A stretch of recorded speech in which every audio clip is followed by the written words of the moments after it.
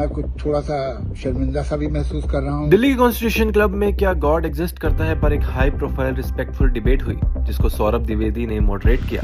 जावेद अख्तर और मुफ्ती शमील नदवी के बीच हुई इस डिस्कशन को लागू लोगों ने देखा। मुफ्ती नदवी ने थियज्म के लॉजिक के डिफेंड करते हुए कहा कि साइंस गॉड को डिसप्रूव नहीं कर सकते। वहीं जावेद अख्तर ने रिलीजन को एंशिएंट इग्नोरेंस का प्रोडक्ट बताया। डिबेट का कोई ऑफिशियल विनर नहीं था, लेकिन सोशल मीडिया पर काफी यूजर्स मुफ्ती नदवी को काम लॉजिक और क्लियर रेब्यूटल्स के लिए विनर माना। वहीं इसी बीच जावेद अख्तर ने डिबेट के बाद कहा, शायद मैं अपनी बात उस क्लैरिटी के साथ रख नहीं पाया जैसा मैं चाहता था, लेकिन इस तरह की बहस में अल्फाजों से ज्यादा जरूरी नियत होती है। मैं किसी को हराने नहीं आया था, बल्कि ये याद दिलाने आया था कि हर सवाल का जवाब होना जरूरी नहीं है और हर जवाब पर यकीन करना भी जरूरी नहीं।